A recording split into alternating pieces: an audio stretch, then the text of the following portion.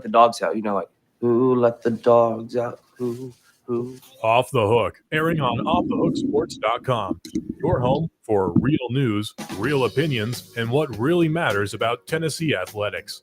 Always available on Apple Podcasts, Spotify, Stitcher, Google Play, TuneIn, iHeart.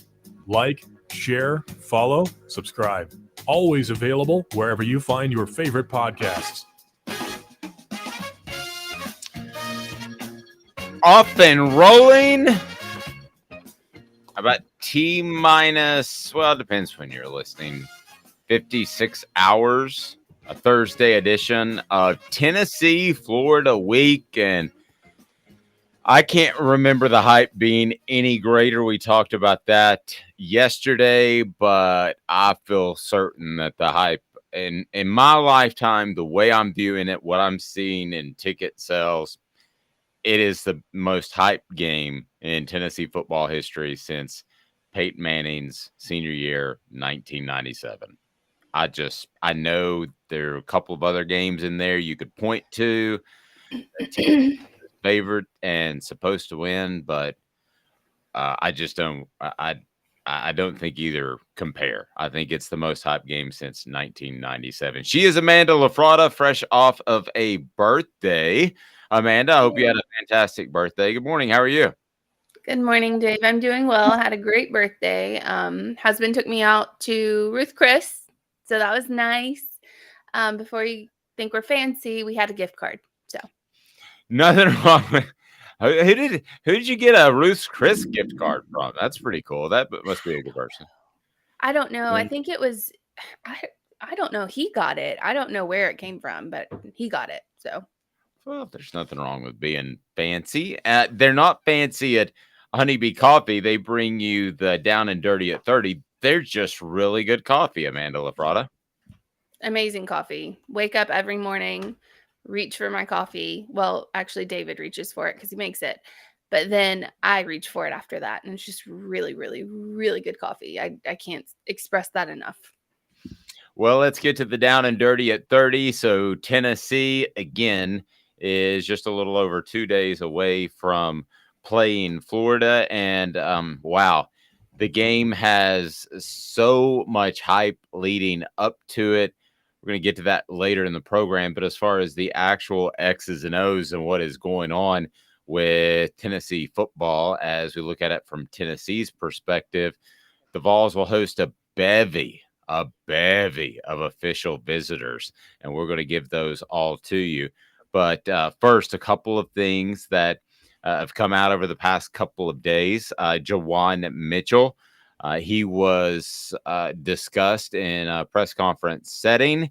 And I think that clearly linebackers coach Brian Jean-Marie likes him back. Jawan Mitchell missed the first couple of games, but he was back last week. He said, quote, for someone who hasn't played in a full calendar year in live action, I thought he did a really good job of getting lined up and getting the defensive line as far as the rest of the 11 guys. The communication part, which is what we're a little nervous about, we thought we did a great job. So that's good. Now, as far as the active roster front, started seeing scuttlebutt on Twitter last night, and that Cedric Tillman might not be available. But I'm going to go ahead and tell you right now that I don't think anybody knows for sure. I think this is a how do you feel on Saturday morning when you go out there and run around. But I do think that based off some conversations I've had, that if I had to lean towards pessimistic or optimistic that he'll play, I would lean towards pessimistic at this point, just slightly. Again, all of these injuries nowadays, especially with Josh Heupel, but everywhere at every program, are so completely covered up. It's speculation, but for those I'm talking about, two, Cedric Tillman may not play, and I would lean towards won't play. The other guys I think are fine. Dylan Sampson, Jabari Small at running back, no issues there. So Amanda, Tennessee misses Tillman, but if there's one position that they could have guys fill in, it's pretty easy. It would start with Jalen Hyatt, Brew McCoy. And I think Brew McCoy has incredible ability. This is an opportunity. Really, the stage is set. I mean, God has been very good to Brew McCoy, and he has responded in the right way. He has given him an opportunity to resurrect his career that was derailed by the transfer to Texas, back to Southern California, and then he sues the university. I mean, just all kinds of things went wrong. But now the stage is set for him to have a big game against Florida. So he should be very pleased. He should be very thankful that he has this type of opportunity. It wasn't that long ago where you'd have to sit out a year and maybe you get depressed. I saw that happen several times with the good players, and your career is essentially over. But Brew McCoy has a chance to star on Saturday. And if that's the case, then good for him because he's earned it. And he definitely has. And I know Brew McCoy, he really made himself a household name in the SEC this past season just because of what was going on with USC or in the offseason. What was going on with USC and the back and forth between, are they doing it on purpose? And I think most of us agree that, yes, they were doing it on purpose, considering the time that it took for him to be eligible and the fact that he was eligible like the Friday before game week. So with that being said, he's done really well at being able to come in and have that pressure on him and still do well, still perform.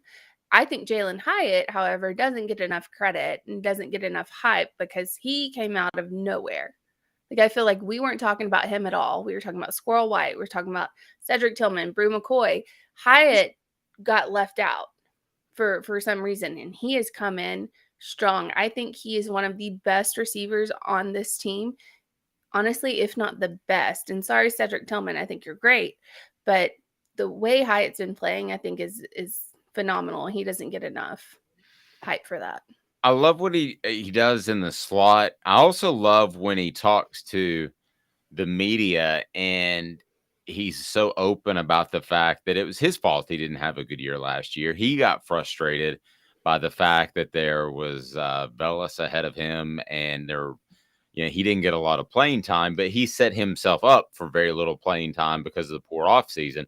So we hear about in spring practice, as we do about a lot of guys, that hey, he's turned it around. He has a better attitude. Well, no coach comes out and says that guy's got a terrible attitude. He needs to get out of here. So you kind of wonder if that's actually the case. I think he's proven that it's the case, Amanda. And I know that his dad retweeted a story that we did on him. And I just think that it's a great story in and of itself, what's happened this season. Because it feels like whenever Jalen Hyatt talks, I feel like the therapist, and he's talking to me about what went wrong last year and how he changed his life and things are going better as far as attention to detail. So he's a really hard guy not to root for. Really hard guy not to root for. I mean, he really is. And there are not many stories where these kids, these athletes are really, turning it around. There are not that many stories out there. Most of the time you get divas that come in, they're divas, they stay divas, go to the NFL, stay divas, and it just does not work out for them. We're looking at OBJ, we're looking at the guy that just left Cleveland, the quarterback. Lord have mercy. Baker Mayfield? That's it. Thank you. I'm glad I couldn't remember his name because it's just diva. It's great to see a kid get humbled and actually come back and play and be the receiver that he's supposed to be. I think it's Joe Rogan who's I'm not crazy about his podcast. It's fine. There are moments I like. I think it was on a recent podcast. He said, I like the great story of being successful, but I like the story of somebody who wrecked everything and then resurrected what they were doing. And he didn't wreck everything. He would have he could have been an average off-season player and still been a factor, but now he's borderlining on superstar. So that's pretty impressive. A couple of other things that were mentioned at the press setting. throughout the week, and that is consistency. Multiple times this week, Josh Heupel has referred to last year's matchup with the Florida Gators as a turning point for Tennessee. Caleb Calhoun had this covered on offthehooksports.com, and he said that one of the big factors is that UT is in its fourth game under Heupel and his new staff, and they've learned different schemes on both sides of the ball. Florida was in their fourth year last year as well. Florida was in their fourth year with Dan Mullen and his system. So you had a crew that knew how to work together in Florida last year, and you didn't have a crew that knew how to work together at Tennessee because they were new. So now you have a situation. This year marks the first time since 2015 that the Vols didn't lose more than one staff member. It's the first time since 2014 that at least two on-field roles didn't have turnover. The only change was Cody Burns, who was hired as receivers coach for the New Orleans Saints. Kelsey Pope was promoted from off-field role to replace him as UT's receivers coach, and that seems to be going swimmingly. Ultimately, Pope's value to this program will be determined by how he can recruit, because it's Josh Heupel's offense that gets receivers open. He could have a ton of success. The receivers could have a ton of success, but you better be able to recruit. And I think that Kelsey Pope will be able to do that. But no turnover. And I go back to when I was a day-to-day beat reporter, and there was very, very little turnover. And there was, for the older ones out there, there was always talk of get rid of Pat Washington, who was the receivers coach, or Larry Slade, who was the defensive backs coach. And Philip Fulmer probably was loyal to a fault. But this staff seems to be put together. I don't see a weak link in it, and they're not wanting to go anywhere else. Now, I get going to the NFL, okay, because for those that don't know, there's a pension involved. If you're there for 5 years, you're going to get some cash coming in your later years. So I get all of that going to the NFL. It's not the job I would want. I would rather mold young men instead of work with divas. But if you lose one guy to the NFL and that's all you lose in this day and age in college football, that's really, really good stability. Yeah. I mean, honestly, especially if you're just losing it to the NFL, I mean, everybody's going to end up in the NFL for the most part. If you're an assistant coach, if you're a coordinator, if you're anything, you're going to end up in the NFL. I mean, that's kind of the dream. It's building it up. But to have all of these people returning, that tells you that Josh Heupel is that coach. He is the coach that these, not only just the players want to play for, he's the coach that other coaches want to coach with. They're learning, they're making themselves better. They're making their career better. And so if that tells you anything at all, and not that I'm knocking coaches that, head on out, or coaches that have coaches that head on out, because we know Nick Saban loses like not even just players. He loses like his entire coaching staff every year because they just get picked through like a bargain bin at, Victoria's Secret. But these coaches are staying with Heupel. Is Victoria's Secret still a thing? Do they still have stores, or does everybody just shop online?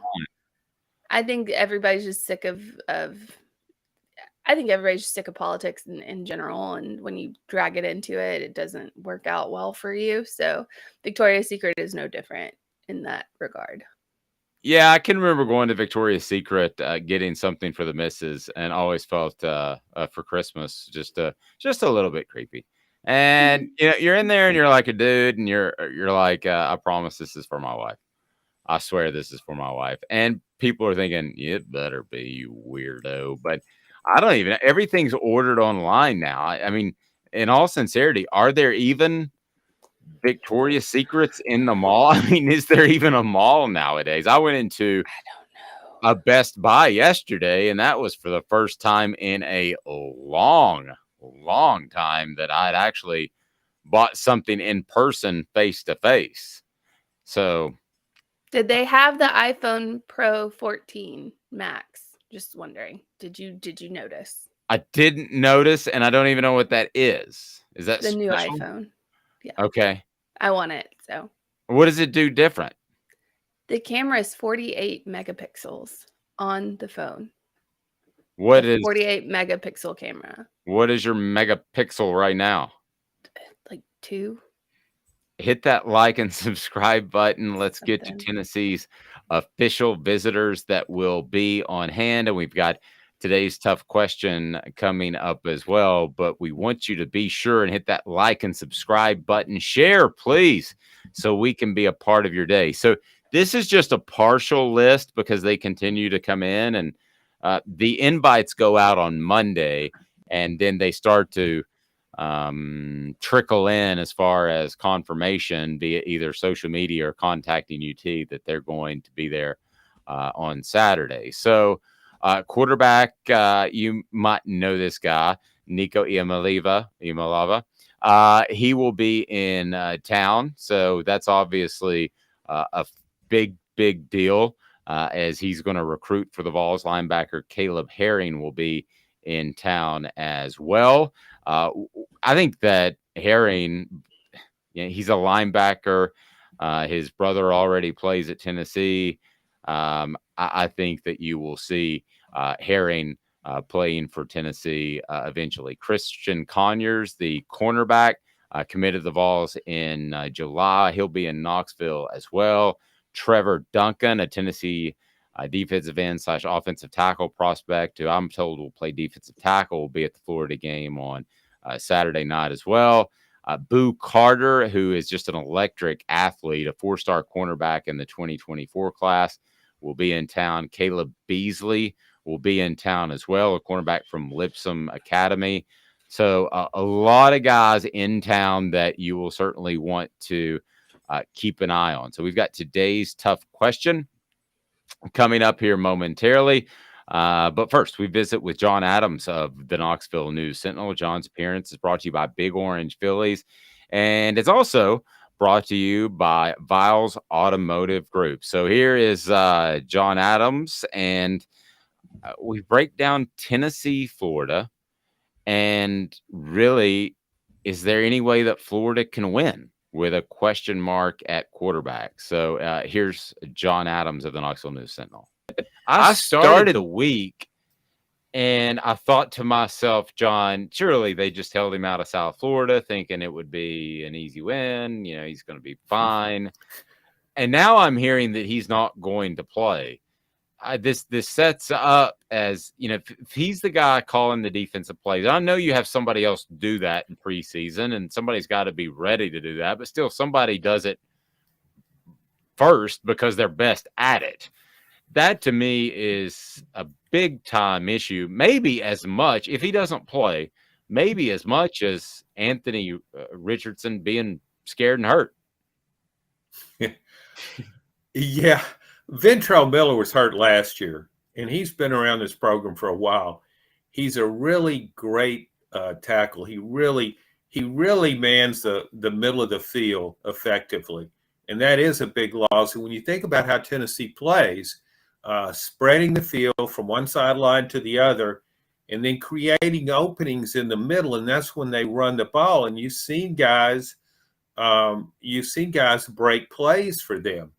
And Ventrell Miller is the he can stop that kind of run.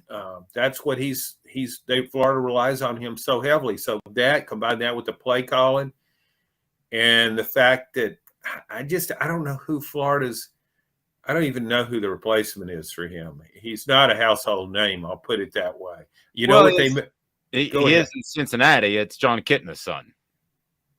No, I'm talking about for Ventrell Miller. I'm sorry. Yeah, I'm sorry. But, I mean, we could move Kitna to linebacker. In fact, I might like Florida's chances better Saturday if they put Anthony Richardson at middle linebacker, the Mike linebacker. He's big, strong, and fast. What more do you need? And he's not afraid to tackle somebody after they've intercepted one of his passes. But does he know gap integrity? No, but who does? Yeah, gap integrity. I think when the bullets start flying, gap integrity takes a real big hit. It might. Now, I know that Billy Napier wants to come out, and you talk about the structure of what he wants to do. he wants to run the football. He wants to set up the pass with the run, play action, waggles, bootlegs, all of that. And the question is, can they run the football and shorten the game? I think ultimately that determines. I've got Tennessee winning, but if they can shorten the game, if they can have some success, 150 or so yards running the football, then I think that it's a closer game. I think that spread comes into question. And I just don't know if they can yet, because I don't think with Ball State and Akron there was any test of running the ball, and really Pitt was okay running the ball. I'm not sure what Tennessee is up front defensively, in particular in the interior. Yeah, and I will say, Dave, I'm not just going to rip on Florida. Florida's offensive line, I think, has improved. That was a real issue for Billy Napier when he first came in there and he's establishing his program. He wanted to make it very clear that Florida wants to be a physical team, an aggressive team, offense and defense. And that showed up in its line play. I think its offensive line and run blocking is better. And usually it takes a while for run blocking to come along. But I think right out of the gate, Florida's running game is pretty good. Now, if you can get Anthony Richardson involved in that, I think Florida needs to design running plays for him. Of course, if he's hurt and totally devoid of confidence, he may get the ball and say, "Oh, I can't run. I'm not any good," and just fall down. Okay, but otherwise, I think Florida needs to run him some and run those running backs. The Louisiana transfer, Montrell Johnson, I think is his name. He's a pretty good runner. Trevor Etienne, freshman, shows tremendous potential. So that to me is what Florida has to do. And we just don't know how well Tennessee's defensive front will hold up against that. True. I do like the big playability, which goes back to that.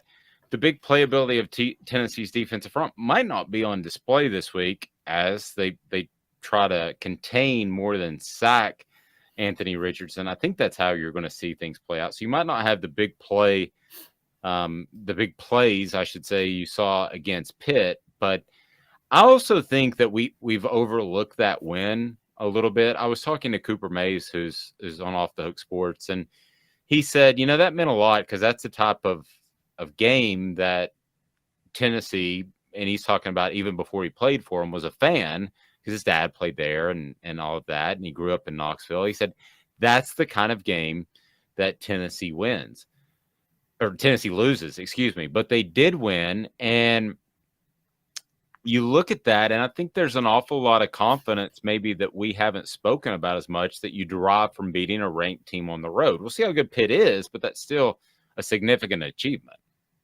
Yeah, when I look at Pitt's schedule, Dave, it's not insurmountable. I mean, Pittsburgh could win 8 games very easily. I don't see it as a top 25 team, but its front seven on defense is really solid. And they got 3 or 4 guys in there that could play in the NFL. And so I think Tennessee, it's understandable that Tennessee's line would get offensive line in particular would get some confidence from that. And Pittsburgh has a veteran offensive line. Everybody's back from last season. I think it had an injury against Tennessee, but that also should give the defensive front some confidence. So that from that perspective, you're right, it was a pretty good win for Tennessee, and couple that with it was on the road. Okay, let's play the what-if game.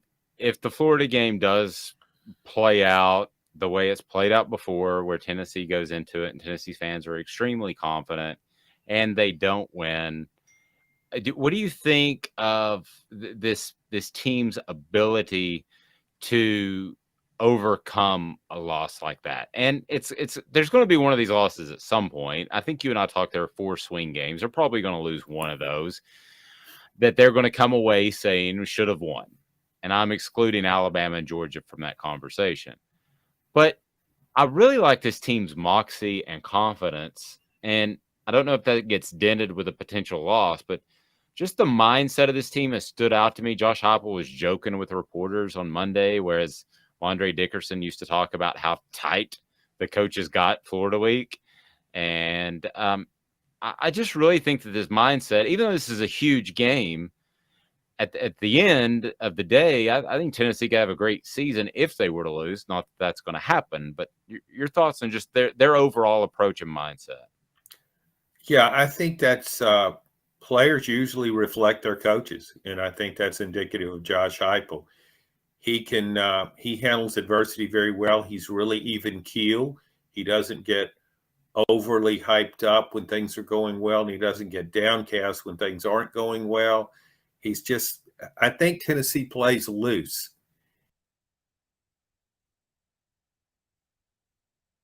Tennessee does play loose. That was John Adams of the Knoxville News Sentinel. And I was eating an egg. I apologize. So I see that. Yeah. So they do play loose. They do play with confidence.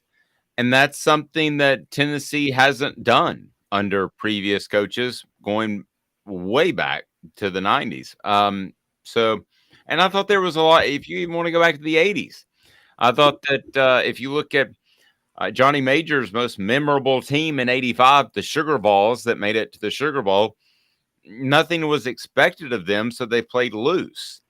There's something about that. To be loose in the preparation heading up to the game and not be tight. There's no reason to be tight. You are the better team. You are at home. And I don't think we've talked nearly enough about Tennessee being the home team and the fact that you have a quarterback in Anthony Richardson that might have confidence issues. And Tennessee already was one of the toughest places to play. With the changes they made, even more so. I don't think we've talked enough about how big the home field advantage is. I mean, it's a big advantage. People don't realize it, and maybe they actually do realize it. How big of an advantage it is, especially. I think now Tennessee holds 102,000. It was 108 at once. It's over 100,000 people. It doesn't matter. This game's been sold out for a hot minute, and so the home field advantage here is being so loud, especially with the opposing quarterback lacking confidence, possibly being injured, having, as we've already seen, having a lot of problems with decision making and throwing into coverage and what have you. The home field advantage is going to be massive especially for this game, given what Anthony Richardson is. If you can shake him, and he's already shaken. We've seen that. We saw it against South Florida. He's already shaken. If you can shake him even more by how loud you are, give him an atmosphere that he does not want to play in, I think you're golden. I mean, that is a huge deal. And fans play a big part in these games. That's why we see that, Vegas even sees it. The home field advantage, you automatically get 3 points just for being the home team. So it's a big deal. No, and I think Tennessee's home field advantage really might be worth more than 4.5 points, because I mean it's just electric there, and it's always been, like I said, one of the best stadiums. I thought that for a while maybe they took that for granted a little bit, but with the refurbishing, the renovations, and what they've done, it is an event. It is a venue. It is a venue now. So that is much, much different. What's different is the Mattress Place. The Mattress Place on Chapman Highway, man, over 225 5-star reviews. What can I tell you about the Mattress Place that just isn't awesome? No gimmicks, just 30 to 70% off each and every day. That is the Mattress Place. It's closer to downtown than you think. Tell them that Off the Hook Sports sent you, that Dave Hooker sent you, and I would greatly appreciate that. But you're going to save a lot of money on a quality mattress. I made the mistake of ordering a mattress before I knew the Mattress Place, and I paid way too much, and it's already borderline uncomfortable. So get quality at the best price possible at the Mattress Place. All right, Chris Landry coming up next. We'll get a preview of the Vols, the SEC, and more. Back in 2 minutes. Tell us about Big Orange Phillies, Mr. Viles. Gary Viles here. I want to personally invite you to North Knoxville's newest sports bar and restaurant. It's Big Orange Phillies, located in Black Oak Center. And yes, folks, it's happening in Halls. Big Orange Phillies offers family-friendly environment with homemade meals and the best deli-style subs around. Billiards, darts, jukebox, shuffleboard, and cornhole, and a full bar. We also offer valet parking on weekends and during special events. We even have a covered back patio. It's happening at Big Orange Phillies. We want, we need, and we appreciate your business. Hi, Mike Davis here with City Heating and Air, reminding you to always dare to compare. Our team provides quality local heating and air service, installation, and maintenance across East Tennessee. We use only the best equipment like American Standard heating and air conditioning for your residential, new construction, or commercial needs. Honesty, dependability, and customer satisfaction have been the cornerstones of our business since 1961. City Heat and Air. Dare to compare. This is Al's Dish Barbecue Supply, so come on in and see all the different rubs and sauces we have, plus a complete line of Green Mountain grills. Don't be overwhelmed. We have plenty of help so you can produce the best barbecue and amaze your family and friends.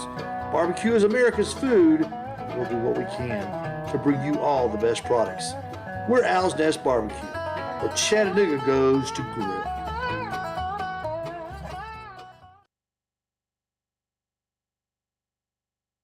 Do you want to own the more that owns every job? Then get to Vassy Lawn and Garden in Cleveland and get you a Toro. I'm David Vassy, here to talk to you about Toro. With a Toro Zero Turn, you'll get more out of every minute and you'll reach the finish line faster. At Vassy's, we like to say, no matter if you're mowing 3 acres a week or 11 lawns a day, homeowners and business owners alike find confidence in equipment they can trust from top to bottom. Vassy Lawn and Garden, Highway 60 North in Cleveland. Man alive, it's worth the drive.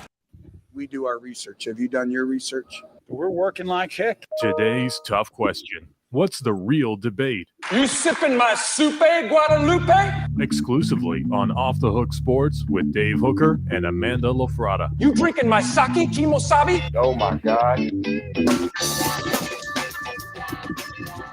Today's tough question. We'll ask Chris Landry this question here momentarily.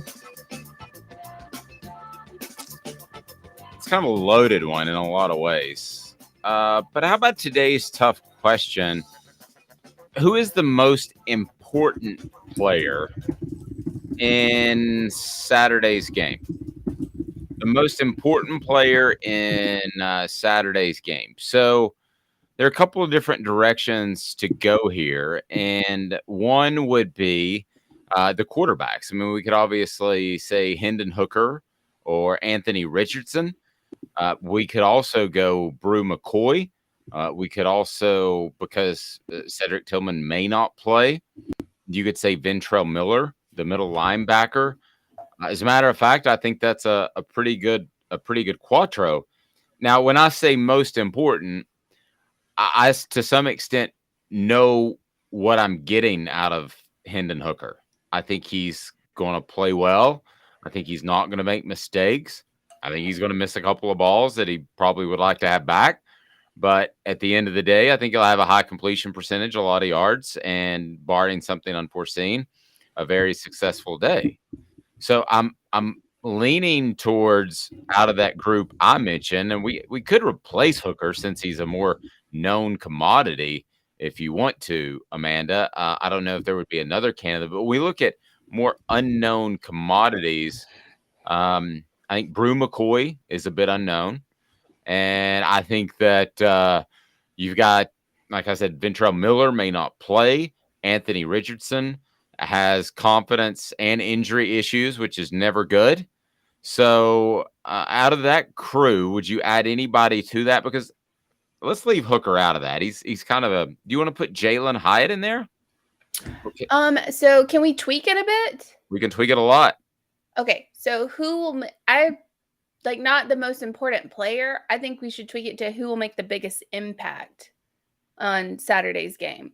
Because if we put Ventrell Miller in there and Anthony Richardson, that could go either way on the impact. Because if Ventrell Miller doesn't play, then he will make, a huge impact. If Anthony Richardson's, hurt, banged up, that will make a big impact on the game as well.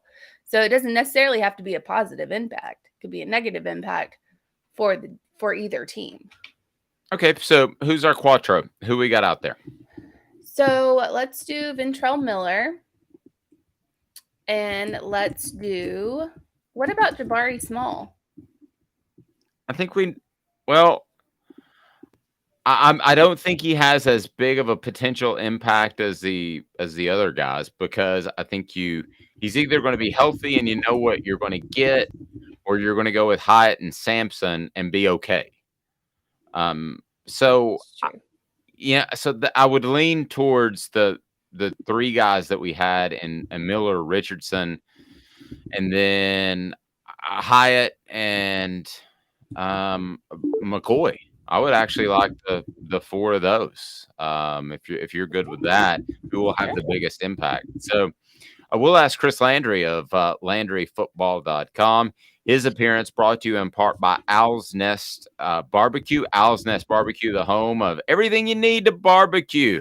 They've got the rubs. They've got the sauces. They've got everything. They're at Owl's Nest Barbecue, including those big, awesome Green Mountain grills. They are fantastic. Chris Landry of Landry Football joins us now. So, Chris, how are you, sir? I'm doing good. How are you guys doing? I'm well. I'll ask you today's tough question, and that is, who has the biggest impact on the game on Saturday? So we are excluding Cedric Tillman because we don't know that he'll play, but I've been told to lean towards the pessimistic side of that we'll see. But you know how injuries don't get out much, and if you have any insight, feel free to jump in there. I know you talk to coaches all around.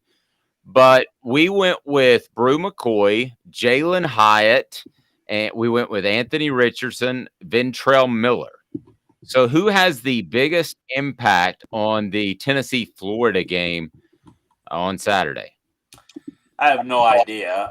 It has to be Anthony Richardson, though. I mean, I don't know if Ventrell's going to be healthy enough to play or play well enough. I think for Florida to have success, they're going to have to run the football. I think Anthony Richardson's going to have to be impactful in the run game, and I think that he is going to have to be effective throwing the football once he can force Tennessee move the safeties out of the middle of the field.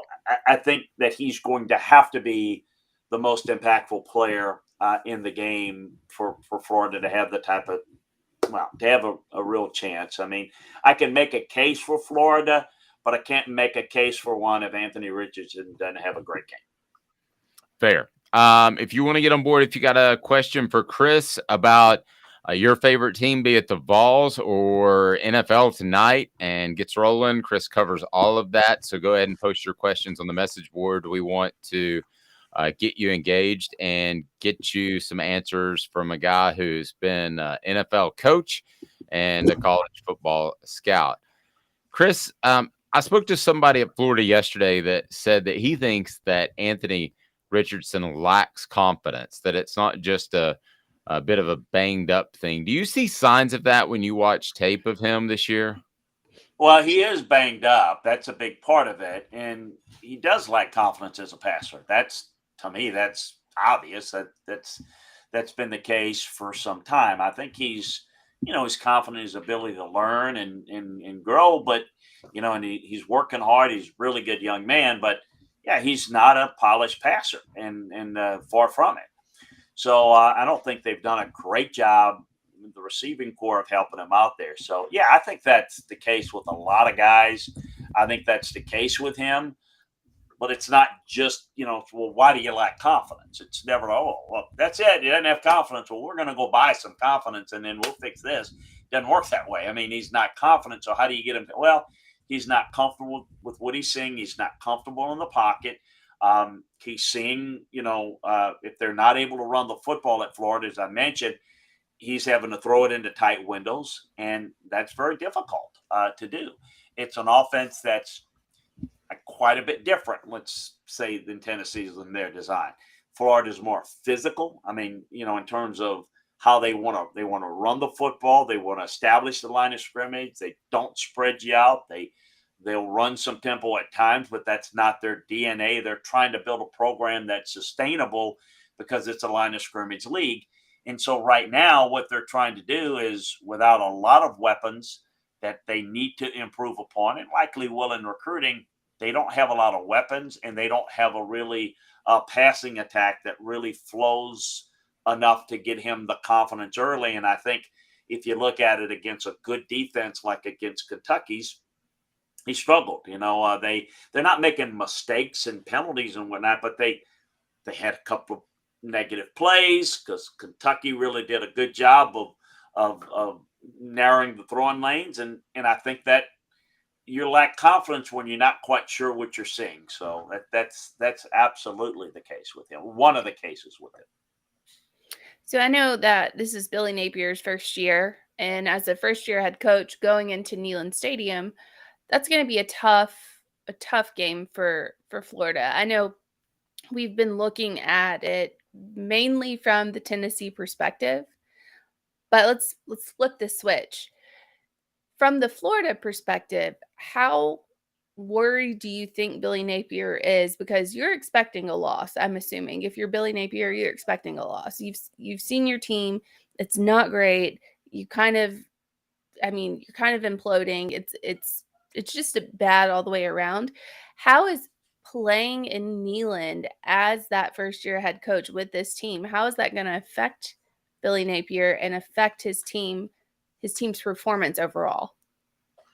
Well, I think it's always difficult when you don't have the better team.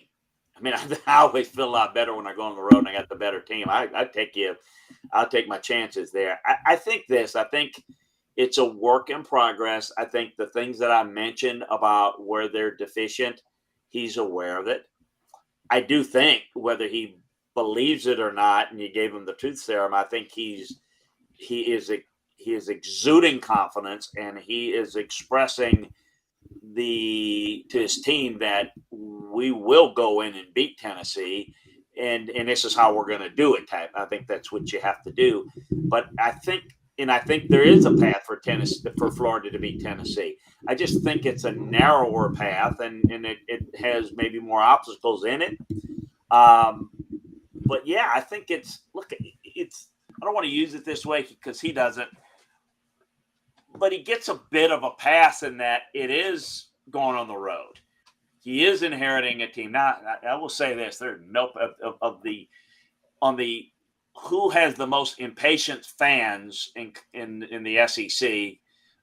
Florida would maybe win that race. I mean, there's an expectation level that's almost out of control over there. But I think for the most part, the prudent fan realizes that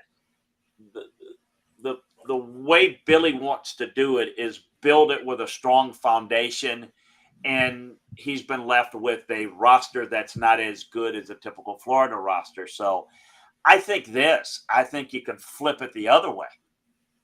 You got nothing to lose. You go and play a better team on the road. If Florida wins, there's maybe that expectation that Tennessee should win it. They're an 11-point favorite. I think there's more pressure on Tennessee. I mean, Tennessee drops this game. This is a missed opportunity because this is one of the few times in recent history and maybe in the future where you're going to go in as the better team.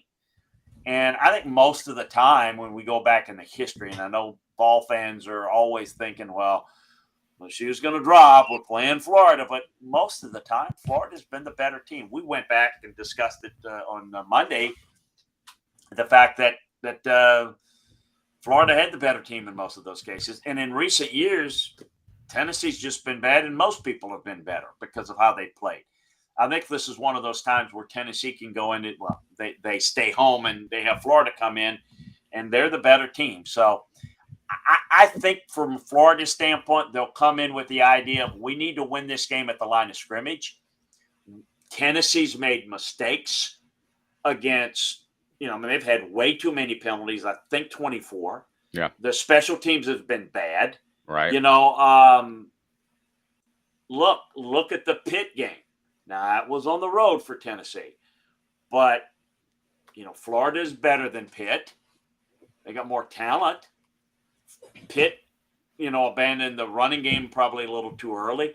Pitt had a chance to win it. So why can't we go in and win it? I think that's going to be Florida's approach. But, Tennessee plays a clean game. This game to me is about Tennessee. If they play a clean game, I think if they do, they can win it. And if they get off to a good start and force Florida out of the run game early, their run game early, I think Tennessee can win it going away. But I think if Tennessee plays a sloppy game and they're ineffective, punching it in the red zone and missed opportunities,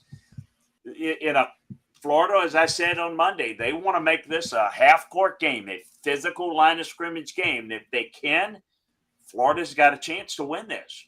But Tennessee, is in a position to not let it get that way. But I think of the two, if the one thing I would tell you where Florida's been better, Florida doesn't make as many mistakes and, many penalties, and Tennessee does. So that's an area where Tennessee can't beat themselves. And if they make mistakes, you're going to get yourself in trouble. It happens all the time. And so it's about Tennessee and what they can or can't do or will or won't do. I want to get to Daniel's question. He had a question about the running backs. But first, real quickly, Chris, as far as that home field advantage, being loud, being disruptive, do we overplay that sometimes with the technology being able to communicate and all that stuff? Or are there some stadiums that as a coach, you're just like, man, I do not want to play there? Yeah, look, it's an advantage. There's no way of getting around it. It's an advantage. You've got to make it work to your advantage. But I think crowd noise can affect the opposing offense. It can affect your ability to check. It could rattle you a little bit, because you're not quite, you're not with a complete awareness of what the call is, and that's not good. So if you can disrupt that, you can absolutely have an effect. But I'll say it again, it's much more effective if you got a better team. And I think you can mitigate some of that. I think you prepare for going into a loud atmosphere where you can't communicate as well. Well, you got the hand signals, you can adjust to that, and you'll do that. And so I think that I think it's probably overplayed, but it's still important if that makes any sense. And I think people, I know that it's usually about a 3-point difference in the point spread. Yeah. And so that tells you a little bit of how some people view it. But I'm going to say this because I grew up in the shadows of Tiger Stadium and going to games there, and I coached at LSU. Oh, Tiger Stadium is just it's a death knell. Well, I can tell you this. When Curly Hallman was coaching there, it wasn't tough to come in. Vanderbilt came in and won. You know what I mean? Miami of Ohio won. I mean, Southern Miss won. I mean, it wasn't that difficult. And people could slap you around and do anything you wanted. And so the Tiger Stadium crowd, and some crowds, I think this, if you get on your team and you're a passionate fan base, sometimes the crowd can turn against you. That's definitely the case in Baton Rouge. But if you're really good, it makes a huge difference. There's no question about it. Alabama, until Nick Saban beat Alabama in the early 2000s, Alabama won every game in Tiger Stadium from 1969 to 2004. That's every other year. Yeah.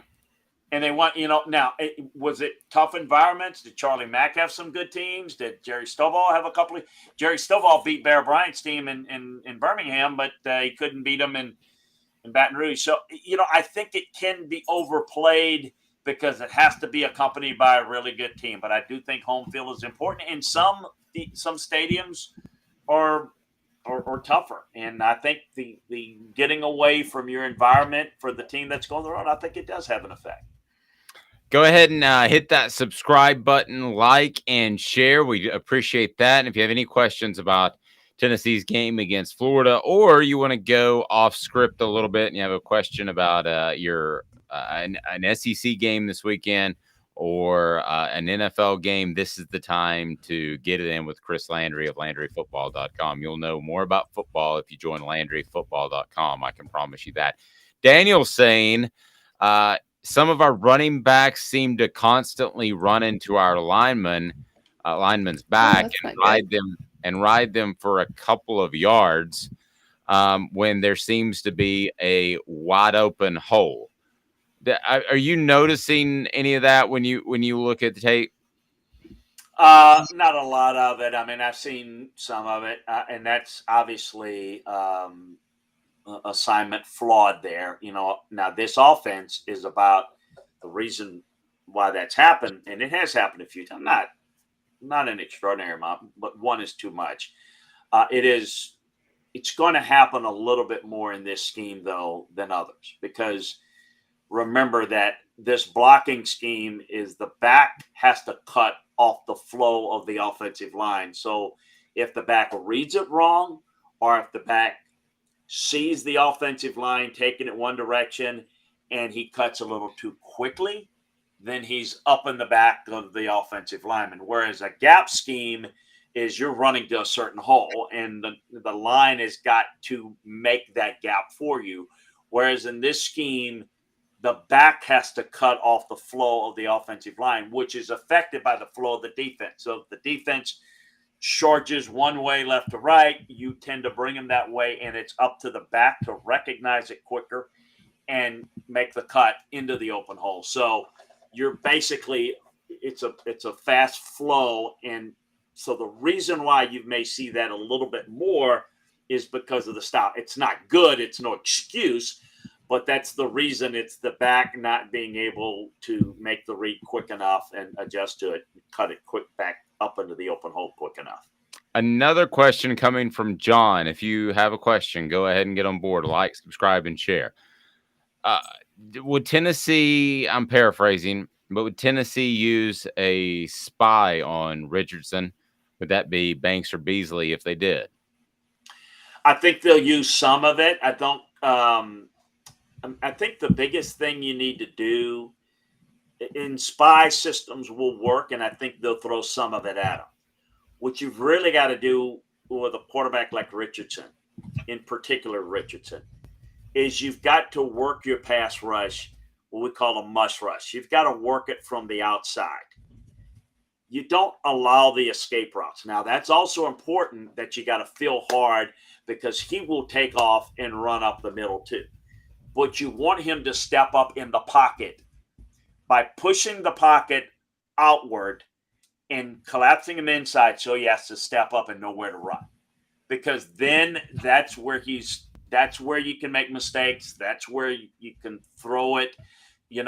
I'm not a big believer overall. I think in using the spy, it's good to throw them off. But if I'm going to take anybody that Tennessee is going to spy Anthony Richardson on, I'm taking Anthony Richardson. He's probably going to beat that guy athletically. So I want to play good team defense while I'm basically collapsing, mush rushing from the outside. I'm not worried about collapsing in on him. I want to make sure that I set the edge where you can't get outside, and then I want to make sure that I don't give any escape lanes inside. If you do those two things, you're going to frustrate him and force him to throw it in those situations, and you want him throwing it in those situations, not running. 2 times on 4th down last week, Tennessee ran that speed option play to Dylan Sampson. John asked, how much do you think that Tennessee will run the option play on Saturday? I don't know how much, but I know this. Florida's got to prepare for it. That's a really good job about showing that. People say that all the time about, well, why do you show that in it? You want to show a lot in a lot of games, and particularly in games where you can show a lot of things, put a lot of stuff on tape, make the opposition have to prepare and worry about a lot of things. You don't have to run it. In fact, you can do it in different down and distance situations. But I don't know how much. I mean, I can't answer how much they'll do it. I think it'll be a part of it. I will say where I like it is I like it a little bit more in red zone, deep red zone area, because I think that in the deep red zone area, what this offense likes to do with the passing game, it's easier to defend this Tennessee passing game in the red zone. Obviously, the field's shorter. It's compressed. So to me, the speed option is particularly good in that situation. And that's where we could see it more. So the answer to the question is, if you're a Tennessee fan, you hope you see it maybe a lot, because maybe they'll be in the red zone a lot. I had a little birdie tell me, watch out for Jacob Warren this week. And I'm not saying that because he's a part of Off the Hook Sports. I swear. That's just intuitive for you. You've got the right guys on your network. Yeah, when they said it, I was like, heck yes, let's do this. But I swear, somebody that would know said, watch out for him, especially if Cedric Tillman, which I'm getting kind of the feeling from people, not anything specifically, but that Cedric Tillman may not play on Saturday. Now, I'm not saying that Jacob Warren is going to start playing receiver. I'm not saying anything like that, but I found it interesting this person brought that up to me. So would they do different things schematically on offense without a Tillman, or do you just plug another dude in on the roster because they've got a deep receiving core? Well, certainly they're not formationally. No, they're gonna do the same thing, right? But whether they work the middle of the field more, that's gonna. I mean, you can go in and say, yeah, we'll work the middle of the field more, and that is absolutely a chance for Jacob to have a big impact. But your play call and your play design is reflective of what the defense is doing too. You've heard the term. Well, take what the defense gives to you. I mean, if they don't do a good job with their zone drops, Jacob Warren could have a field day. I mean, I'd certainly work them over the middle of the field. I've been a proponent. I believe that's a bigger part of their offense that they need to exploit. But if people are going to get deeper in their zone drops, well, then that's not there. And so oftentimes people say, well, I can't believe, why are they not doing this? Because it's covered. That's why. So it's not going to change their look. They're going to play a 3 wide receiver look. It's going to be a different one than Cedric if he doesn't play. And I think he'll probably give it a go personally, but he may not. I mean, that's going to be up to him and all that. But it's not going to, well, all right, we're going to change the formation. It's not what they do. They're going to still go temple. They're going to stay with 3 receivers. But what it could do is could give out more opportunities for other guys. The other thing it might interestingly do, though, is it might give, if they don't overplay Cedric's replacement, Keaton Holiday, regardless of what they do, if Tillman doesn't play, if you don't roll the safety over to that receiver like you do to Tillman, then you might get some one-on-one matchups. So Cedric's replacement might have a big day too, because Cedric, his replacement, may not see as much rolled coverage with the safety as Cedric does. So I think we need to watch that. But the answer to these questions is not in a vacuum of here's what Tennessee's going to do. They're going to do, it can do a number of things, and it's all reflective of what Florida does defensively. And that's what's important about being able to get good pre-snap reads and good post-snap recognition about where their rotation is going, and that's going to get you to the open guy. So the open guy is going to be the best opportunity, and who that's going to be is going to be reflective of a number of things that we really don't know yet. I can speculate, but that's kind of how I see it. Hey, Chris, let's run through some of these questions quickly if we can, because I know Amanda has questions as well, and I don't want to take up too much of your time. But this is something Daniel has brought up that I've noticed before, maybe a little bit more last year, as pointed out on our message board. But it seems as if, well, you've said before, this is pretty much a one-sided offense in the passing game. Hendon Hooker knows if he's going to throw to the right or left, right? So he's going to make that simple read and make that throw.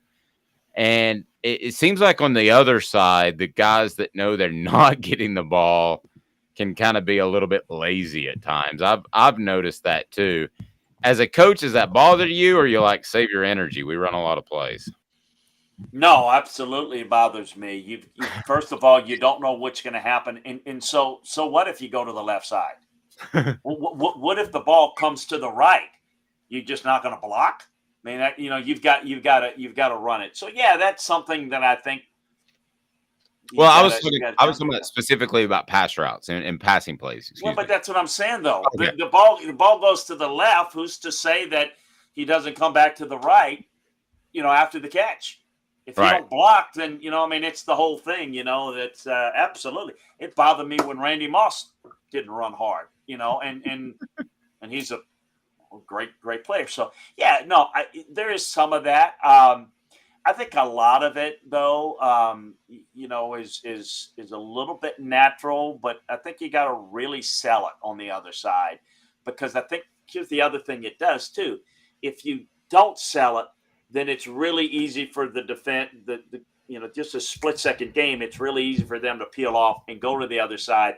And again, if the corner forces it inside, the backside corner has a much better chance of making a play than if you doing a good job selling it off the line of scrimmage. That guy's turning and he's not in a position to make a play. So I think it is important. Last one. I know Amanda wants to jump in there. John said, does Tennessee try to run more with Florida giving up so many yards against USF, or do they just try to keep it balanced?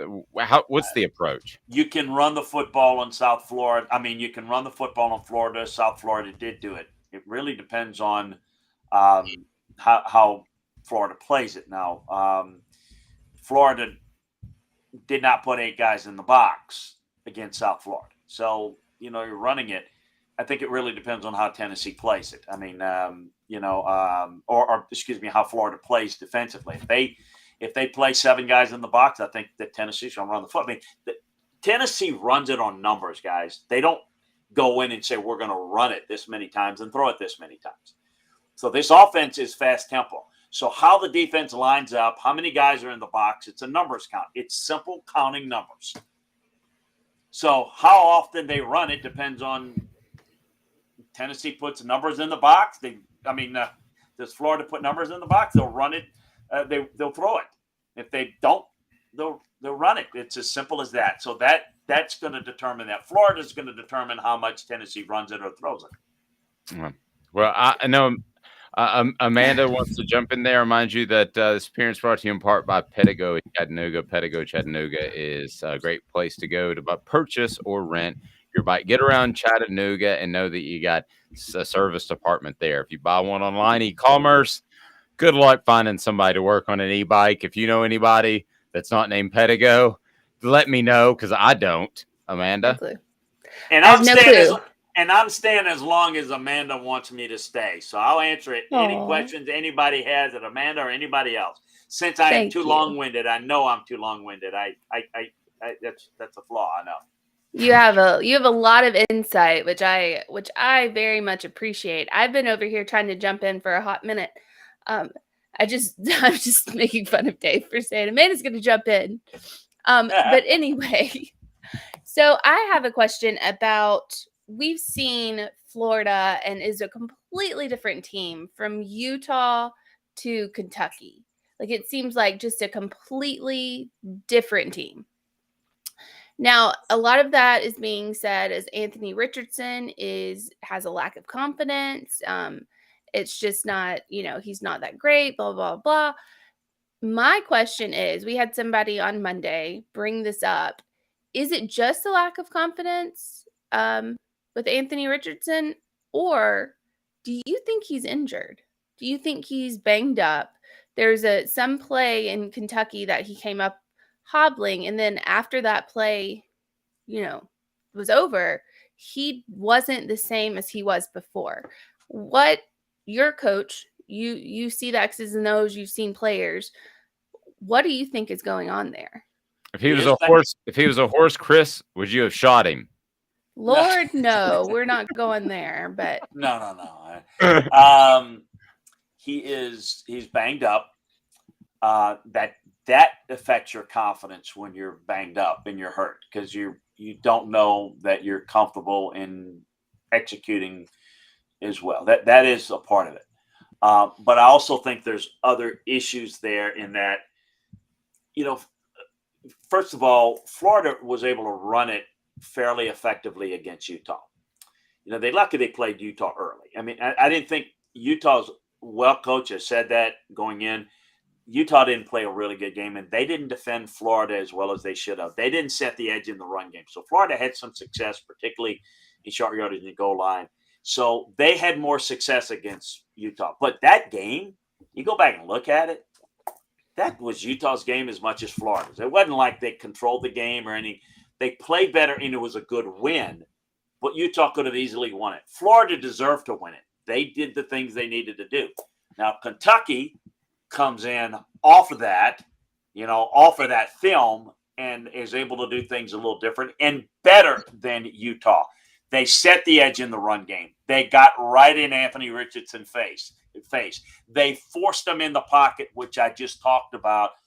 That is what you want to do against him. They did all those things. So, and then he did get hurt. So it's usually never one thing. It's a collaboration of all of those things. He's not playing with a lot of confidence. He's maybe not as comfortable running it as much. And, we don't know how hurt or banged up he is, but I know that there's some degree of it. I can't go on the 1 to 10 scale what it is. Our doctors ask you how the pain on this level. I don't know, but I think it's a factor. Now, can Tennessee replicate defensively to the degree of what Kentucky did? Because they're a different style of defense than Kentucky. So that's going to be fun to watch. But I think there's no doubt about it. And they say, well, good Anthony Richardson, bad Anthony Richardson. The reality is they were able to run it better against Utah. And the passing game had success against Utah because they were able to run it. And they had greater spacing and coverage to throw it. They didn't have that against Kentucky. Therefore, it was a problem.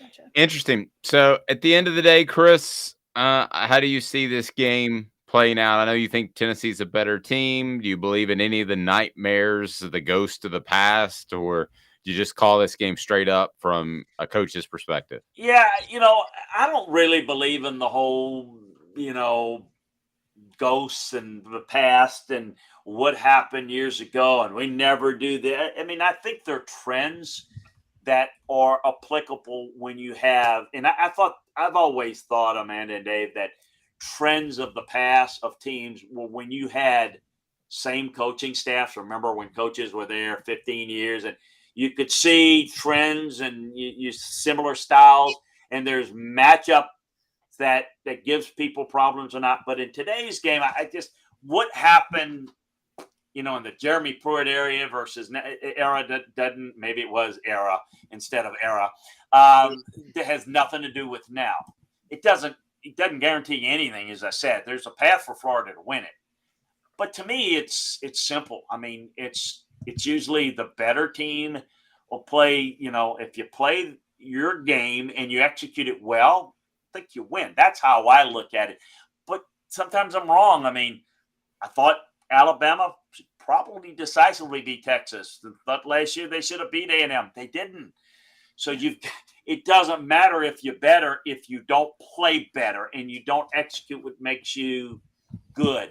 I do think that Tennessee needs to clean up their game on special teams, penalties.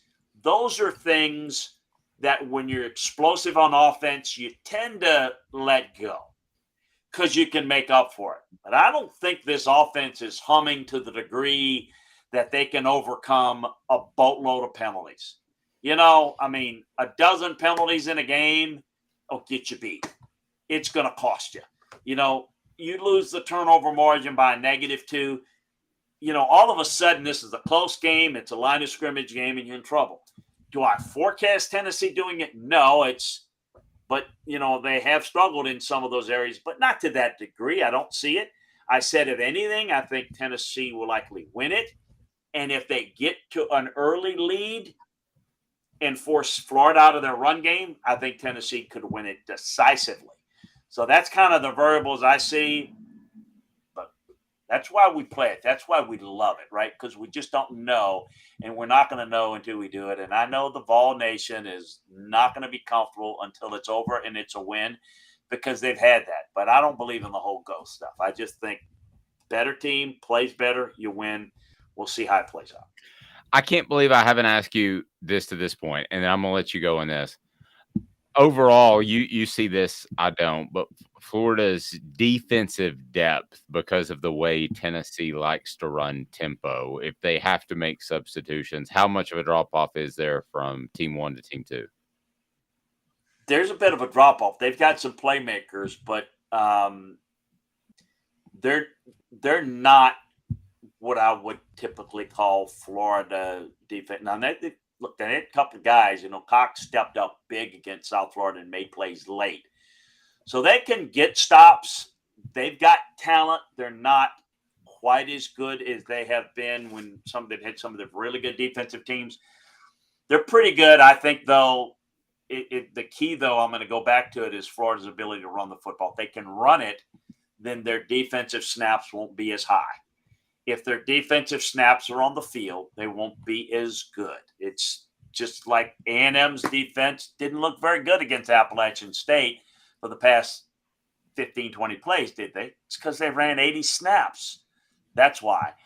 No one's going to be able to do that. And Florida won't be able to do it if they're on the field for that many snaps. So if they can run the football, then it could be a different game, and they won't be on the field as much. So I think the ability of Tennessee to stop the run with their front seven is the key to this game. If they do that well, they win it. They win going away. If they got to put 8 guys in the box, then Florida might have some success throwing the football. Then you've got some different issues. So we'll see that. That's the key, though, to how the game will go out. Great stuff. We appreciate everybody on the message board for taking part. Make sure your notifications are on so you know when Chris is around, because you learn so much from him. Go to LandryFootball.com. Hit the subscribe and like button. Chris joins us every Monday and Thursday, so he'll have a complete breakdown of the Vols on Monday, and he'll grade out Tennessee's monstrous win. At least that's what I know that most of you are hoping for out there. Chris, if I don't talk to, I will talk to you shortly, but like in an hour. You got more work to do. Yeah. I was going to say have a blessed weekend. Have a blessed hour. Yeah. Well, thanks. I can do that too. Hey, thanks a bunch. Take care, Amanda. And thanks for everybody joining in. Chris. And enjoy doing that. Take care. Thank Good you. stuff. Back in 2 minutes off the Oak Sports. It's Gary Viles here, Viles Automotive on Callahan Drive. I've been selling cars here in East Tennessee for 27 years. In that time, I've come to realize it's not about the car. It's about you, the customer. So I'm here to take care of you just like family. Good credit, bad credit, you name it, we can get you taken care of. If we don't have it, we can find it for you. We go across the country to get any vehicle that you want. And here at Viles Automotive, we don't believe in fake numbers. We just give you great deals. And as always, we want, we need, and we appreciate your business. Do you want to own the more that owns every job? Then get to Vassy Lawn and Garden in Cleveland and get you a Toro. I'm David Vassy, here to talk to you about Toro. With a Toro Zero Turn, you'll get more out of every minute and you'll reach the finish line faster. At Vassy's, we like to say, no matter if you're mowing 3 acres a week or 11 lawns a day, homeowners and business owners alike find confidence in equipment they can trust from top to bottom. Vassy Lawn and Garden, Highway 60 North in Cleveland. Man alive, it's worth the drive. This is Steve Rain. I own the Midnight Oil and Michelin Tire Direct service station here in Ooltewah. It's not a fancy place, never has been, but it's a clean place with clean restrooms and good folks who work here. We sell gas and fix cars, nothing glamorous, but we love what we do, and we're going to keep doing it for a long time to come. There's not many real service stations left, and that's a shame. We're the guys just like the guys back in your hometown. We'll fix your tire, change your oil, and put a new set of Michelins on your car. If you want a Twinkie, you'll just have to keep on going. Thanks for the business.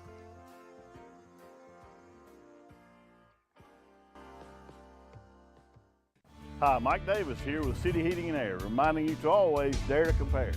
Our team provides quality local heating and air service, installation, and maintenance across East Tennessee. We use only the best equipment like American Standard heating and air conditioning for your residential, new construction, or commercial needs. Honesty, dependability, and customer satisfaction have been the cornerstones of our business since 1961. City Heat and Air. Dare to compare.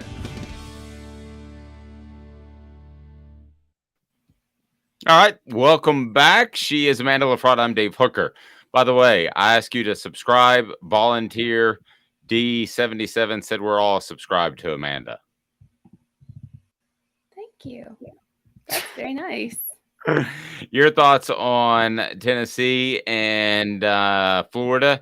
As coming up, we will have this day in sports history, and also another thing we like to do is a little bit of message board bingo. And Big Orange Phillies is a great place to watch the game this weekend. You'll have a good time, and you'll know that it's a family-friendly environment. Great food. Big Orange Phillies in North Knoxville is absolutely unbelievable to hang out, and you can shoot some stick. They've got billiards, they've got darts, they've got karaoke. It's just make a day out of it, make a weekend out of it, and know that it's a fantastic time. So, Amanda LaFratta, it is time to give away some stuff. What do you think about that? We've been giving away some Hooker t-shirts, and we've been taking care of our loyal listeners, and we greatly appreciate it, guys. The show continues to grow, some record numbers on the site, and couldn't do any of this without you. So thank you. So please like, subscribe, and share. I still see the analytics, and 80% of the people listening have not subscribed yet. So we want you to subscribe. So Kenny's saying, I'm worried about Tennessee's rush defense. What are your thoughts on what needs to be done? Who we should be worried about? Tennessee's rush defense. Yes, I think there is a cause for concern in the middle of that defensive line. I think that they're soft isn't the right word, not as talented as they would like to be at the defensive tackle position. Not soft, but I just don't know that there's those swore daddies, the term you love. I don't know that those guys are out there. The big Mount Codys of the world. They're not there yet. I think Tennessee would like to have those guys, but they just don't have them now. And most teams don't have those guys. Alabama, Georgia, there are a couple of others we could talk about, but most teams do not have those guys. So it is time for Message Board Bingo, and Message Board Bingo brought to you today by City Heating and Air Conditioning. Over 50 years of integrity in North Knoxville. Your opportunity to win a Hooker shirt. We'll just mail them to you. It's that simple. We'll ship them to you, however they do it nowadays. When can we email shirts?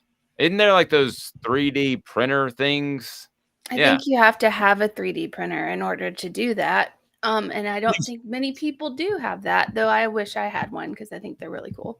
It reminds me of, is it Fifth Element, the Bruce Willis movie, where they go with the white? Where they put her back together from just like an arm was all that was left. Is she the one with the white, like tiny little outfit? You know what I'm talking about? Mila Jovovich. Yes, I know. Okay, let's not do that. Yes, I can even go in my creepy voice. That's very awkward and very creepy. Quit. Crazy Nugs, I did too email you back. Check your spam. Email me again, and we'll take care of you. I've emailed everybody back, so I made sure to do that. So email me again, but I will check my spam. But email me right now, Dave@offthehooksports.com, Dave@offthehooksports.com. All righty, let's do a little bit of message board bingo. First person that is able to give me the message board that this post appears on will win a Hooker t-shirt. And if I guess it first, then we got no winner. John, we're working on your shirt. How long does it take? We'll wear it around North Georgia. John, we're working on it.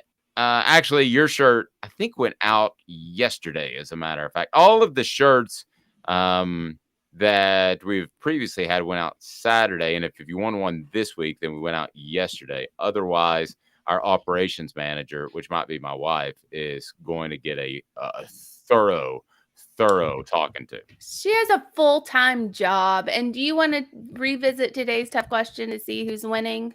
Yes. Where are we on today's tough question? All right. So who will make the biggest impact on Saturday's game? We have Ventrell Miller, Anthony Richardson, Jalen Hyatt, Brew McCoy. Jalen Hyatt is winning at 58.3%. Brew McCoy coming in second at 25%. Anthony Richardson coming in third at 16.7%. And Ventrell Miller at 0% because no one believes he's going to play. Good stuff. All right. Let's get to it. A little message board bingo. Amanda will read Amanda will read a post. Can I tell you where that post comes from? Here we go. All right. Schools don't make great players. Mindset and coaches do.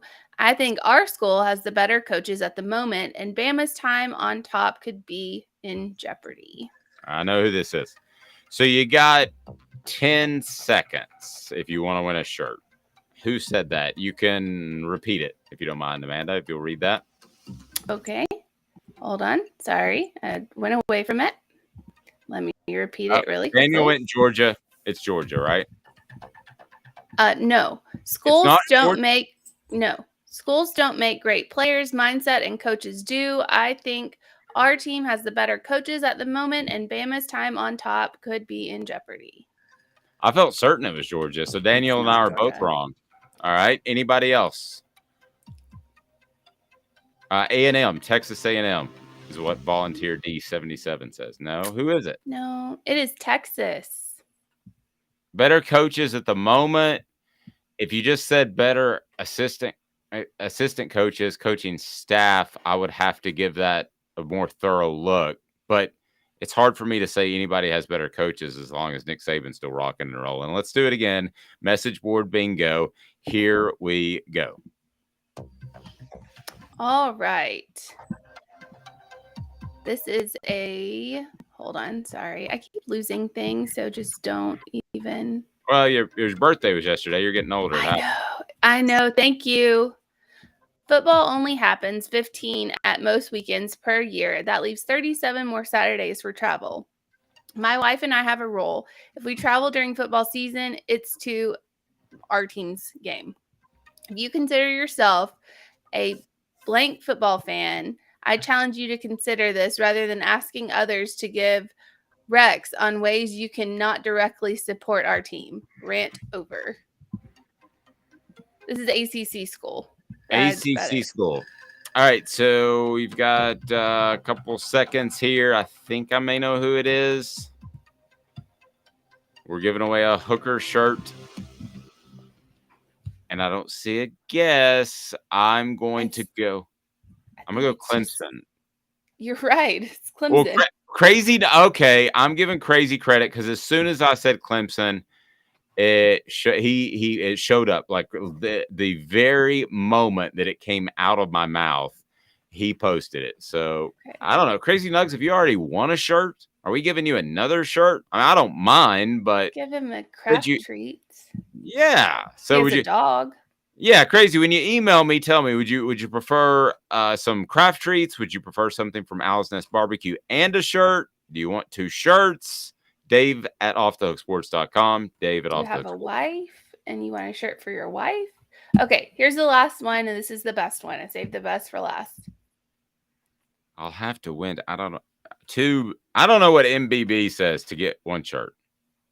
I don't know what that means, Crazy Nugs. Your acronyms are scaring me. All right, here we go. Last one. This is your opportunity to win a Hooker shirt. All right. Any chance I'd be able to make the trip to this city on Saturday morning and sit for the game after a Friday morning vasectomy? Asking for a friend. I can't answer that because I saw that one. Dang it. Yeah, and I purposely don't look at them, but it was right in front of my Twitter feed, and I saw vasectomy, and I was like, well, I have to read this one. Crazy says, you call my wife a hooker. MBB is message board bingo. Okay. Brandon says that's Tennessee. Is it Tennessee?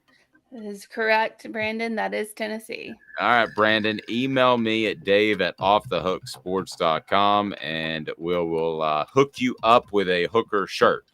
It's a lot of By the way, just total coincidence because I'm not related to them whatsoever, but we had somebody subscribe to our YouTube channel with the last name Hooker. So by the time we talk about Hooker, and I'm Hooker, and we got a Hooker subscriber, it's like Amanda's the pimp. I'm the pimp. Yeah. Yeah, you got a bunch of hookers hanging around you. You're running the show. That makes you the pimp. I don't know if I really want to go down as the pimp of the Hooker show. Bassey Lawn and Garden, man alive, it's worth the drive. Wow, wow, wow. Bassey Lawn and Garden is right there in Cleveland, industrial mowers. They also have, the commercial mowers, residential, really whatever you need. They're just that awesome. So check them out. That is Bassey Lawn and Garden. Again, man alive, it's worth the drive. Tomorrow on the program, be sure and hit that like and subscribe, and please turn your notifications on. That is so key, because tomorrow we are loaded up. We're going to have Josh Ward of the Sports Animal. We're going to have Caleb Calhoun of Off the Hook Sports with his breakdown. And we're also going to have Coach Lance. We've had a little bit of trouble connecting with him, but he's so funny, and we can't wait to get him on, and we will do that. And somebody saying they worked at Camp Maryland, Dahlonega for a few years while I was in the Army. I don't know exactly why you're telling me that, but I will say thank you for your service, sir. How about that? So this I always, when somebody says they serve, I always say that, because you could argue about the politics of whatever war you're in. But ultimately, the feet on the ground, those dudes they're not making the political decisions about what to do. And I got nothing but respect, because I will tell you one thing. I am not tough enough to do that job, not even close. Nope. A couple of significant birthdays out of baseball. Yogi Berra with all his fantastic sayings, and then Tommy Lasorda as well were born on this day. And Yogi Berra would just be an absolute joy to cover, like a clever Derek Dooley, which is different, because Derek Dooley just said dumb stuff that he tried to make clever that was funny. But it ain't over till it's over would be Yogi Berra's most memorable saying. Baseball is 90% mental, the other half is physical. Huh? That's a conundrum. Yes. You can observe a lot by watching. If the world were perfect, it wouldn't be. Huh? I don't know. I have one though for Lay it on me. today in sports history. Lay it on me. I'm laying it on you. So that doesn't sound right when I'm the hooker pimp. So today, sounds like you're about to lay a smack down, a backhand on me. I could do that. Okay. So today in sports history was in 2007, September 22nd, 2007, in the middle of overtime between Georgia and Alabama, ESPN announcer Mike Patrick randomly asked what Britney Spears is doing with her life. I will never forget that moment. I wasn't watching that game. What game was that again?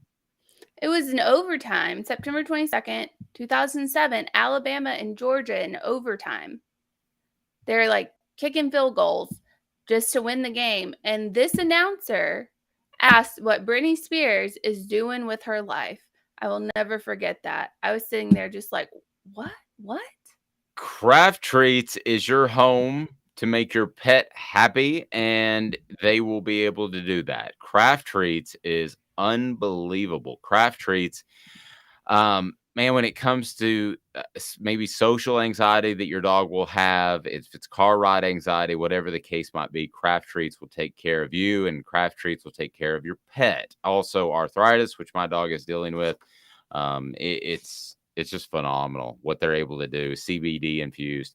It is it's a game changer when it comes to your pet and its behavior and its stress level and its pain level as well. So nobody wants their dog or pet to be hurting. So again, I'll remind you, a huge show. So set those notifications on. And tomorrow we'll be joined by Josh Ward of the Sports Animal. Also, our own Caleb Calhoun will visit with us, as it'll be Josh Heupel visiting with the media for the last time this afternoon. What does that mean? That means we'll have full coverage on offthehooksports.com. So have a fantastic day, everyone. She's Amanda LaFratta. I'm Dave Hooker. This is a presentation